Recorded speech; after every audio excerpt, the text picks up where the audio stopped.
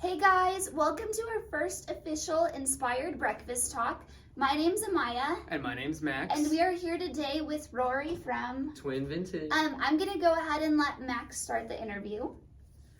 So, exactly how does a vintage clothing business start? What's the backstory of how this all started?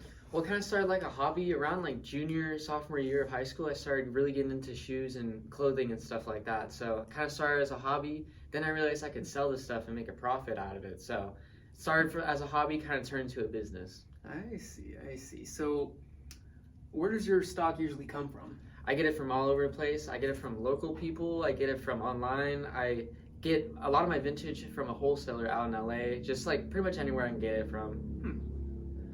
And do your items go through any sort of restoration process? You could say so. Like for shoes that I get, I'll clean them up and make sure they look nice. And then for like clothing, like any vintage clothes I get, I definitely wash them beforehand. But besides that, I don't really touch them. I kind of like to let them keep their vintage aesthetic. That's good. So, how do you promote your business? And in your mind, what's like the best way to promote a small business? Well, one of the best ways that everyone knows is doing like through online, like social media and stuff. And then one of the other ways that I found is good is like through word of mouth. So like you just get good customers and then they'll tell their friends and then their friends become your new customers and so on and so forth. Nice. What is your best memory, would you say, or memories related to Twin Vintage? I would say just like being on the search for new items, like going to the vintage wholesaler down in LA. I can't say their name, but just searching through their warehouse and stuff is just so much fun. How much would you say that the local business world or even the vintage or sneaker world has changed since you started Twin Vintage? It's changed a pretty good amount. Like when I first got into like sneakers and stuff, like Yeezys were really big, but they've kind of like taken the back end to like Dunks and Jordans now.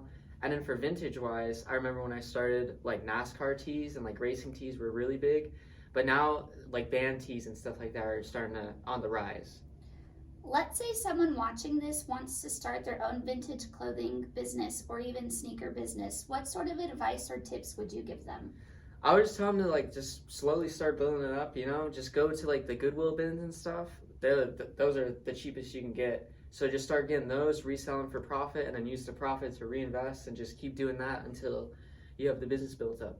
And before we close out, I heard you brought some of your favorite pieces from your collection. I would like for you to show everyone watching those pieces if you'd like. Yep, so you guys asked me to bring my rarest one and my most favorite. So we'll start with the rarest one. These are going to be the Kith Japan Air Force Ones. These released exclusively at the Kith store opening in Japan. There's only about 2,000 pairs made or so. Wow. So those are probably the rarest ones I got at the moment. And then my most favorite ones, everyone should know what these are. They're going to be the Travis Scott Dunks. I just really like the design of these. They're obviously made after the singer / rapper. And the really cool part about these Dunks is when you wear them enough, this like black material here will wear off to show like it's almost like a cracked like earth material underneath. Wow. So yeah, I really like these. And before we close out, is there anything upcoming for Twin Vintage? Would you like to promote your business or shout out anyone, anything coming up? We have a market coming up at Down the Alley, LA on the 23rd of September. Yes. Yep, September. So we have that to look forward to. But besides that, yeah. Awesome. Well, we will see you guys next week for the Breakfast Club. Max, do you have anything? Just want to say thank you so much for watching the first episode of the Inspired Breakfast Club. Yes. See you next week. Thank Bye. you.